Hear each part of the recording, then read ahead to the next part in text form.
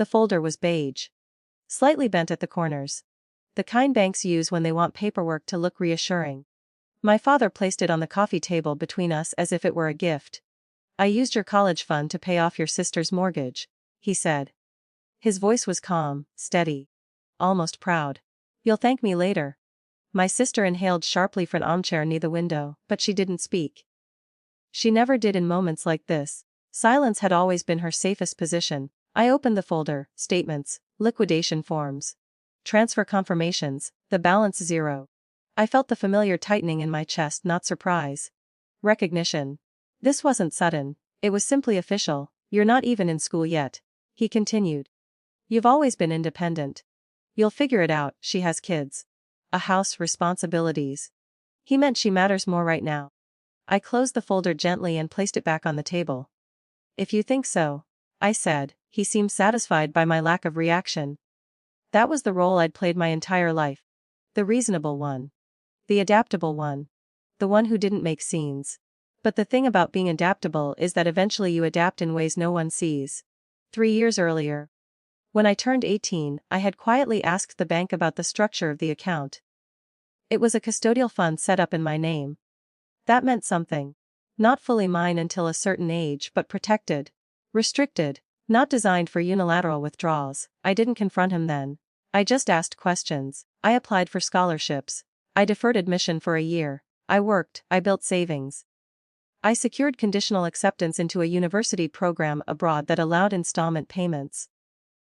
I treated the college fund as uncertain long before today, because uncertainty had always been part of my upbringing. He leaned back in his chair, satisfied. Family comes first, he added. One day you'll understand. My sister stared at her hands. I nodded. 40 minutes later, his phone rang. He glanced at the screen and answered casually.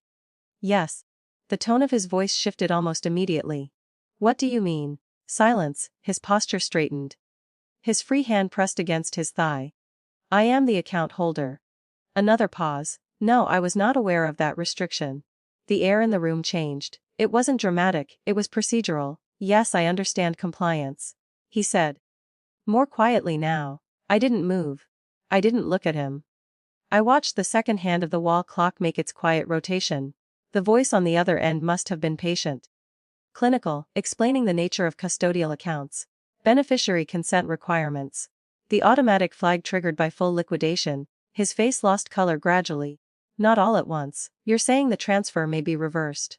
My sister's head lifted. Reversed. There was no fraud, he said quickly. It's a family matter. Another pause. I see.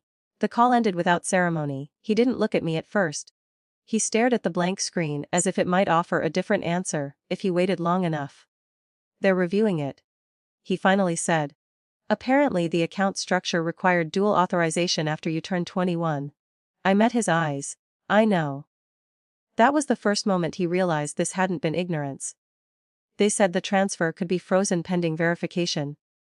He continued, his voice thinner now. There may be an internal investigation. The word investigation landed heavily. My sister shifted uncomfortably. What does that mean? It means, I said calmly, that custodial funds are protected for a reason. He looked at me then, not angry, not shouting. Just unsettled. You knew, he asked. I asked questions a long time ago. And you didn't tell me. I didn't need to.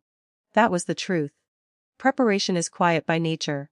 It doesn't announce itself. He ran a hand through his hair. I was trying to help your sister. I know. You could have said something before you assumed I'd absorb it. I asked softly.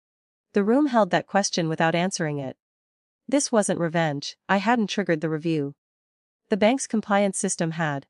Policies don't bend for family narratives. They don't respond to pride or justification. They respond to structure. He stood and paced once across the room. I've always supported you, he said. But it sounded less certain than before. You supported your version of me, I replied. The one who didn't push back. That wasn't accusation. It was observation. Another notification buzzed on his phone. He didn't check it. For years power in our house had been subtle and unquestioned.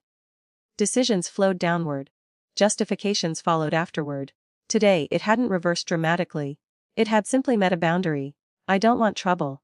My sister whispered. There won't be, I said. Compliance reviews aren't punishments. They're corrections. He sank back into his chair. What happens now? He asked, and for the first time in my life, the question wasn't rhetorical. They'll likely reverse the transfer until proper authorization is processed, I said. Which means if you want to gift her money, it has to be done from your personal funds. Not mine. The word mine felt different now. Not loud, not rebellious, just accurate. He studied me as if I were slightly unfamiliar. You've changed, he said. I grew up. The clock ticked again. No one celebrated. There was no dramatic apology, no collapse, just a shift. Later that evening, as I stood to leave, he said quietly, "You really had a backup plan." "I didn't rely on one source," I replied. He nodded slowly. It wasn't defeat in his eyes. It was recalibration. In the driveway, the sky was beginning to darken. My phone buzzed with an email notification. My scholarship confirmation finalized for the upcoming semester. I didn't smile widely. I didn't feel triumphant. I felt steady, inside the house.